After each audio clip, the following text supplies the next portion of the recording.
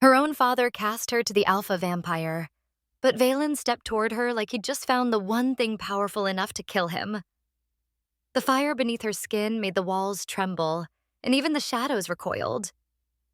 What had her father fed to a nightmare without knowing? Before we begin, share where you're watching from in the comments, and when the story concludes, give it a rating from 0 to 10. Ready? Let's get started. Alara Thornwell had learned long ago that love was not guaranteed, not even from the man whose blood ran through her veins. She stood in the corner of the blacksmith shop, her father's voice cutting through the hammer strikes like shattered glass. "Useless girl! Can't even fetch water without spilling half of it." Garrick Thornwell's weathered face twisted with disgust as he glared at his daughter, his only child, the one he'd never wanted. Alara kept her eyes down, her soft hands trembling against the worn fabric of her dress. At 22, she'd grown accustomed to the weight of his contempt, but it never stopped hurting. The village whispered about her size, about how the blacksmith's daughter was too fat to find a husband, too soft for hard labor, too much of everything and not enough of anything that mattered. "The Crown sent another notice," Garrick spat, crumpling a parchment in his soot-stained fist. "3 months overdue. The shop's drowning in debt and I'm stuck feeding you." Alara's chest tightened. "Father, I could work at the... Work? You?" He laughed, bitter and sharp. "Who'd hire you? You're a burden, girl. Fat dead weight around my neck." Then came the rumors, creeping through the village like frost. Lord Valen, the alpha vampire who ruled the dark forests beyond the kingdom's edge, was demanding tribute. Livestock, gold, daughters. Garrick's eyes had gleamed with terrible clarity. "Perfect," he'd muttered, and Alara's world crumbled. Now, as her father's calloused hand yanked her forward through mud and darkness, Alara's tears blurred the torchlight ahead. The fortress loomed against the moonless sky, ancient stone towers clawing at the stars. Tales spoke of Lord Valen as a monster, a creature of nightmare who drank villages dry and left only bones. "Please," Alara sobbed. "Father, please." "Shut your mouth. You're finally worth something." The massive gates groaned open, and cold mist rolled out like breath from a grave. Alara's heart hammered against her ribs as the darkness swallowed them whole, and somewhere in that abyss, something ancient stirred, something that had been waiting for her. The grand hall stretched before Alara like a cathedral of shadows and gold. Candles flickered in iron sconces along stone walls adorned with portraits, pale faces frozen in time, eyes that seemed to follow her stumbling entrance. Her father's grip tightened as he shoved her forward, and she nearly fell on the polished marble floor. "My Lord Valen," Garrick's voice rang out, honeyed with false respect. "I bring payment for my debts. My daughter." He practically spat the last word. "She's healthy, if a bit overfed, but she'll serve whatever purpose you require." Alara's cheeks burned with shame, tears streaming silently as she waited for death. Then he appeared. Lord Valen descended the curved staircase with inhuman grace, each step silent as falling snow. Tall and impossibly pale, his porcelain skin seemed to glow in the candlelight. Slicked back platinum hair framed aristocratic features that belonged in the portraits surrounding them. Beautiful, cold, eternal. He wore black from collar to boots, immaculate and severe. But it was his eyes that stopped Alara's breath. Deep crimson, ancient and calculating, they fixed on her with an intensity that felt like being stripped bare. Valen said nothing as he circled her slowly, studying. Not with hunger, but with the focus of a scholar examining a rare manuscript. The air around him seemed to hum with contained power. "She's yours, my lord," Garrick pressed, backing toward the door. "Consider my debt paid." "Your debt," Valen spoke for the first time, his voice a low, measured tenor that carried across the hall. cannot be paid with what does not belong to you. His gaze never left Alara. Dismissed. But leave. Now. Garrick's face paled. Without another word, without even a backward glance at his daughter, he fled. The heavy doors slammed shut, and Alara stood alone with the monster. She trembled, waiting for fangs, for pain, for the end. Instead, Valen tilted his head slightly. You are terrified of the wrong things, Alara Thornwell. His crimson eyes softened almost imperceptibly. You are not what you believe yourself to be. Before she could respond, he gestured to a woman who materialized from the shadows. Human, middle-aged, kind-faced. Take her to the Eastern Chamber. Ensure she has warm water, food, and rest. Not a dungeon, a chamber.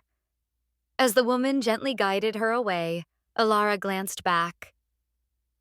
Valen stood motionless in the candlelight, watching her with the strangest expression she'd ever seen. Recognition. Alara woke to sunlight streaming through stained glass windows, painting her room in jeweled colors. For a disorienting moment, she forgot where she was. Then memory crashed back. Her father's betrayal, the vampire lord's crimson eyes, the impossible kindness. A gown lay draped across a chair beside her bed. Deep emerald velvet with silver embroidery, more beautiful than anything she'd ever owned. Clean, soft, fine. Yeah, they made for someone worthy. Made for her. Her hands trembled as she dressed, the fabric settling against her curves without judgment. When she finally emerged, a young servant girl smiled warmly. Good morning, Miss Thornwell. Lord Valen requests your presence in the library, if you're willing. Willing. Not commanded. The library stole her breath. Floor-to-ceiling shelves spiraled upward 3 stories, filled with more books than existed in her entire village. Valen stood by a window, sunlight somehow not burning him as the legends claimed, merely making him appear even more otherworldly. You slept well? His voice was gentle, almost careful. I don't understand. The words tumbled out. Why am I not dead? Why am I here? Valen turned, those ancient eyes studying her. Because you are free to be. My home is yours to explore. My servants will answer your questions. You are a guest, Alara, not a prisoner. But my father's debt, your father's debt is not yours to carry. Something flickered across his perfect features. Tell me, when you feel angry or afraid, do you ever notice warmth? Heat beneath your skin? Alara blinked, confused. Sometimes, when father would... She stopped, shame flooding through her. You are not what they told you. Valen stepped closer, though he maintained respectful distance. Your spirit burns like an ancient flame. They could not see it because they refused to look. Over the following hours, Alara wandered the fortress in stunned silence. Servants bowed as she passed. A cook asked her preferences for dinner. A gardener showed her the night-blooming roses with pride. They treated her like someone who mattered. That evening, she sat in the library with a book of poetry, tears sliding down her cheeks as words about beauty and worth blurred before her eyes. Years of her father's cruelty whispered that this was temporary, that she didn't deserve such kindness. She didn't notice Valen watching from the doorway, his expression unreadable, fascinated by the warmth radiating from her simply existing. Then it happened. A sudden surge of heat exploded in her chest, brilliant and terrifying. Alara gasped, pressing her hand to her sternum as golden light flickered beneath her skin like trapped lightning. Valen's eyes widened with something that looked like reverence. There, he whispered. The heart fire awakens. The library became their sanctuary over the next 3 days. Valen brought ancient texts, their pages yellowed with age, illustrations depicting humans wreathed in golden flames, standing against shadowed creatures. Heartfire, Valen explained, his finger tracing a passage in Old Tongue, is not magic in the way humans understand it. It is resonance, pure life force amplified through unbreakable will. He looked up at her. Those who possess it can empower supernatural beings or destroy them completely. Alara's hands shook. I don't understand. I'm just... You are a legend they tried to bury. His voice was firm, almost angry on her behalf. Centuries ago, Heartfire users were hunted. Kingdoms enslaved them as weapons. Vampires drained them to madness, seeking their power. They feared what they couldn't control. He opened another tome, revealing a prophecy written in silver ink. When the bearer whose spirit cannot be bent awakens, the old world shall tremble. Your father called you stubborn, Valen continued quietly. Your village called you difficult, too emotional, too much. They were wrong, Alara. Your refusal to break under their cruelty, your capacity to feel deeply despite years of abuse. These are not flaws. They are why the Heartfire chose you. Tears blurred her vision. Everything she'd been shamed for, everything she'd hated about herself, reframed as strength. The training began that afternoon in the fortress courtyard. Valen taught her to breathe through emotion rather than suppress it, to ground herself when anger or fear threatened to consume her. Feel the heat, he instructed, standing behind her as she focused on her heartbeat. Don't fight it. Guide it. Alara closed her eyes, remembering her father's insults, the village's mockery, and instead of shrinking, she let the fury rise. Heat built in her palms, tingling, growing hotter. Then flames erupted from her fingertips. She screamed, stumbling backward into Valen's steadying grip. The fire vanished instantly, but the shock remained. Extraordinary, he breathed, and something in his voice made her turn. He was looking at her not with fear, but wonder, hunger even, not for blood, but for understanding. Their eyes met and electricity crackled between them. The moment shattered when a servant rushed in, breathless. My lord, riders from the village. They're spreading word that that Miss Alara is your claimed bride. Valen's expression darkened. Garrick. Alara's blood ran cold. Her father wasn't done with her yet.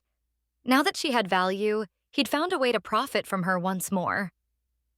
The pounding on the fortress gates echoed through stone halls like thunder. Alara stood frozen in the courtyard as Valen's expression shifted from curiosity to cold fury. Open them, he commanded. Garrick Thornwell strode through with 6 hired mercenaries flanking him, their hands on sword hilts. He looked smaller than Alara remembered, his face flushed with ale courage and desperation. Lord Valen, Garrick announced loudly, performing a mocking bow. I've come to collect what's mine. My daughter. Seems there's been a misunderstanding about her availability. Availability? Valen's voice could have frozen blood. Word spread you've taken a liking to the girl. Noble houses are interested now. A merchant from Westport offered 10 gold crowns. I figure you'll want first bid, seeing as you've already sampled the... Father! Alara stepped forward, her voice trembling but clear. Stop! Garrick's eyes narrowed when he saw her in the emerald gown, her hair clean and braided, standing like she belonged. His face twisted with disgust. Look at you playing lady, he spat on the marble floor. You think fancy clothes change what you are? You're livestock, girl. Fat, useless livestock I'm finally getting paid for. Something cracked inside Alara's chest. 22 years I fed you, Garrick continued, emboldened by his mercenaries. 22 years of watching you stuff your face while my business died. You were a waste from the day you were born. A fat waste of a daughter who couldn't even find a husband to take her off my hands.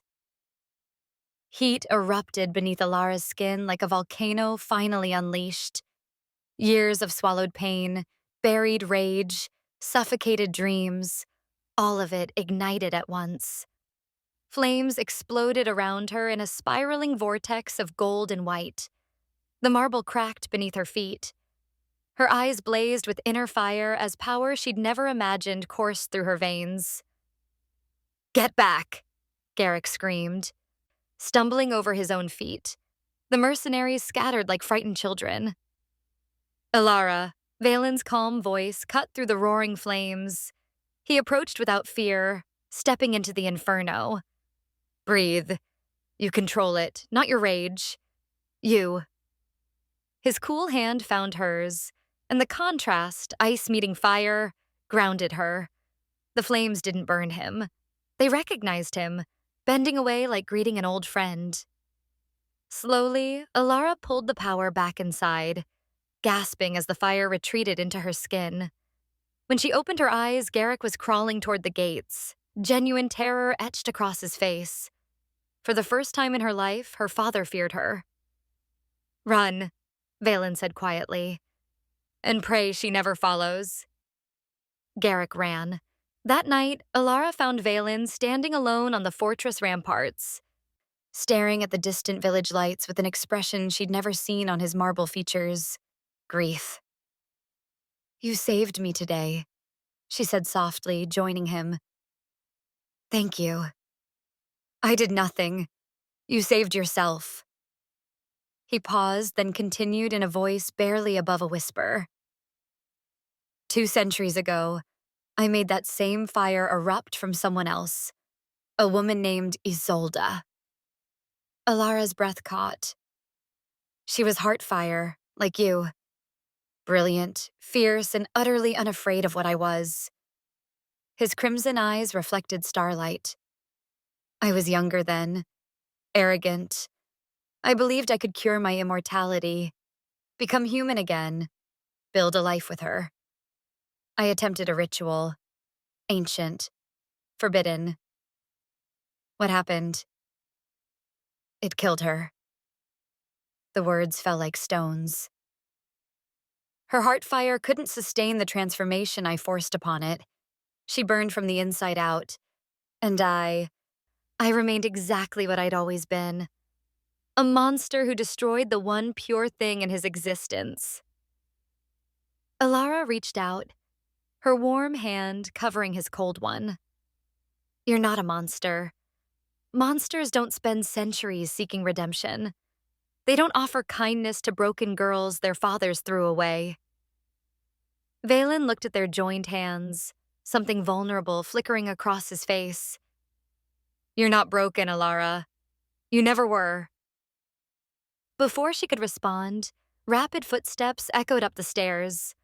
A scout burst onto the ramparts, breathless. "My lord, the king's soldiers, a full battalion, 3 days' march from here." Valen's expression hardened instantly. "How many?" 200, led by Commander Aldrich." The scout hesitated. "They're carrying binding chains, my lord. Silver blessed. They're not coming for you." They were coming for her. "The king wants a weapon," Valen said quietly, pieces falling into place. "Garrick didn't just spread rumors. He sold information about your heart fire." Alara's stomach dropped. "They'll use me to fight. To kill supernatural beings. To kill your kind. Or die trying to force your compliance." Valen's jaw tightened. "I won't allow it. You can't fight the entire kingdom for me." "Watch me." The certainty in his voice made something in Alara's chest tighten, not with heat, but with an emotion she'd thought herself incapable of inspiring. He was willing to go to war for her, not because she was useful, not because she was beautiful by conventional standards, but because he saw worth where everyone else had seen only burden. For the first time in 22 years, Alara felt chosen. Not claimed, not owned, chosen. "What do we do?" she whispered. Valen's eyes met hers, ancient and unwavering. We prepare to show them why Heartfire was always feared. They came at dawn, banners of the royal crest snapping in the wind. 50 mounted soldiers formed ranks before the fortress gates, their silver-blessed armor gleaming like a promise of chains. Captain Rowan dismounted, a weathered warrior with calculating eyes. His voice boomed across the courtyard. "Lord Valen, by order of His Majesty King Aldrin, you will surrender the Heartfire bearer known as Alara Thornwell. She is a citizen of the crown and a matter of national security." Valen stood on the ramparts, unmoving. "She is a guest in my home, not a prisoner to be surrendered." "Bewitchment," Rowan sneered. "We know your kind's tricks, vampire. The girl has been enchanted, stolen from her rightful place. We have testimony from her own father." Rage burned through Alara's veins. She stepped forward before Valen could stop her, appearing at the gates with her heart hammering against her ribs. "I speak for myself, Captain," she called out, voice shaking but clear. Rowan's eyes swept over her dismissively. Her size, her plain origin, her obvious fear. A few soldiers snickered. "Girl, you don't know what you're saying. The monster has poisoned your mind. Come peacefully, and the king will ensure your safety." "Safety?" Alara's hands trembled. "You mean chains. You mean being used as a weapon against my will." "You're a blacksmith's daughter playing at importance," Rowan said, his tone hardening. "You have no power here. Return to civilization, or we'll take you by force." Something inside Alara snapped. Not with rage this time, but with clarity. She'd spent her entire life being told she was nothing, that her body made her worthless, that her emotions made her weak. She'd believed them, not anymore. "You want to see power?" Alara's voice dropped, steady now. "I'll show you power." She closed her eyes and stopped fighting what she was. The Heartfire surged through her like a flood breaking through a dam. Heat exploded from her core, golden flames erupting in a massive wall that stretched across the entire courtyard entrance. Her hair lifted on waves of scorching air. Fire spiraled around her in a vortex of light and heat, and when she opened her eyes, they blazed with inner radiance. The soldiers' horses reared in terror. Men stumbled backward, shields raised uselessly against the inferno. Captain Rowan's face drained of color. "I am not claimed," Alara declared, her voice echoing with power. "I am not bewitched. I choose my path, and it is not yours." The flames intensified, and the army broke ranks, retreating in chaotic fear. When Alara finally released the fire, she turned to find Valen watching her with an expression that made her breath catch. Not pity, not hunger. Recognition, equality, pride. "Magnificent," he whispered. The fortress library felt different that evening, charged with unspoken possibility. Alara stood by the window, watching distant torches multiply on the horizon, the kingdom mobilizing for war. "They'll come back," she said quietly, "with more soldiers, more weapons." "Yes," Valen approached, stopping a respectful distance behind her. "They believe I've corrupted you into a weapon. They will not stop until you're captured or I'm destroyed." Alara turned to face him, and the words tumbled out before she could stop them. "I don't want to go back. Not to that life. Not to being the fat, worthless daughter everyone despised." Her voice broke. "Is that terrible? That I'd rather stay here, in a vampire's fortress, than return to humanity?" "It's honest." Valen's crimson eyes held hers. "And I confess something equally selfish. Your Heartfire calls to me in ways I cannot resist. Not with hunger, but with recognition. As if I've been searching for you across centuries." The air between them hummed with tension. "When I'm near you," Alara whispered, "I don't feel like a burden. I feel like I matter." You do matter. To me, to this world, whether it knows it yet or not. Valen stepped closer. There is a way forward, but it requires choice. Absolute, irrevocable choice. Tell me. The convergence ritual. Ancient, forbidden, attempted only twice in recorded history. His voice lowered. It would merge our essences, your heart fire and my blood shadow. You would gain supernatural strength, senses beyond human capacity, and resilience. I would gain warmth, the ability to walk freely in daylight, connection to life I've been denied for centuries. We'd be bound, Alara said, understanding dawning. Forever. Yes, neither fully human nor fully vampire. Something new, something the old laws never anticipated. Valen's expression was raw, vulnerable. But it cannot be done without your absolute consent, and I will not take your humanity by force or deception. Alara thought of her father's cruelty, the village's mockery, 22 years of suffocating shame. Then she thought of Valen teaching her to control fire, of servants treating her with dignity, of finally feeling seen. She thought of the warmth in her chest when he looked at her, not with lust, but with wonder. If I refuse the ritual? She asked. I'll fight the kingdom until my last breath to protect your freedom. Win or lose. Alara's decision crystallized like ice forming over still water. She'd spent her entire life being what others demanded. For once, she would choose for herself. Show me the ritual. Valen's breath caught, if vampires breathed. Are you certain? I'm choosing you, Valen. I'm choosing this. She extended her hand, palm up, flames dancing across her fingertips. I'm choosing to become something they can never again diminish. His cold hand took hers, and fire met ice without burning. Together, they descended into the ancient chamber beneath the fortress, where destiny waited in shadow and flame. The ritual chamber breathed with ancient power. Crystalline formations lined the circular walls, pulsing with faint luminescence. At the center stood an altar of black stone, carved with symbols that predated kingdoms. Valen guided Alara to the altar's edge, his expression solemn. Once we begin, there is no turning back.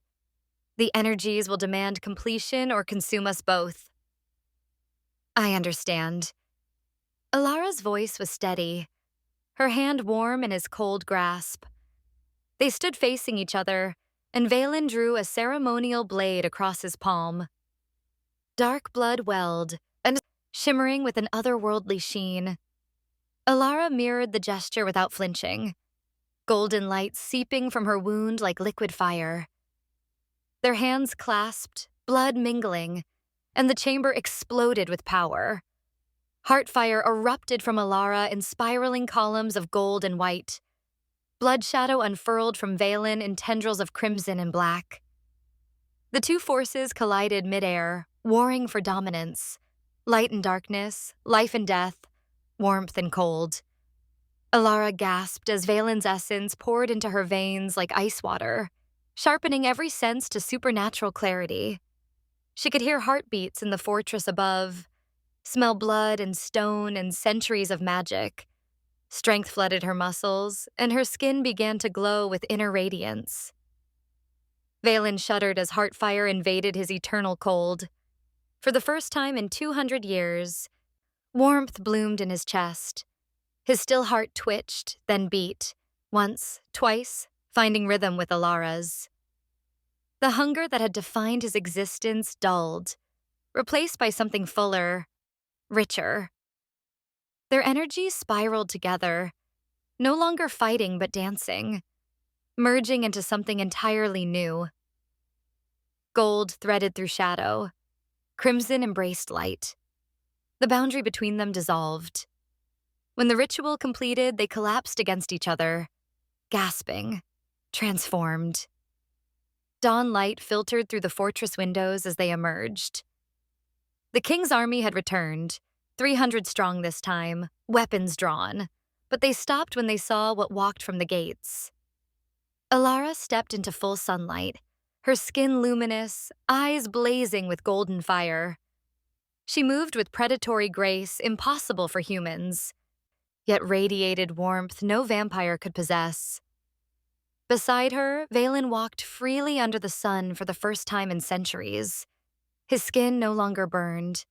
His eyes held warmth behind their crimson depths. He was no longer entirely vampire, no longer entirely bound by darkness.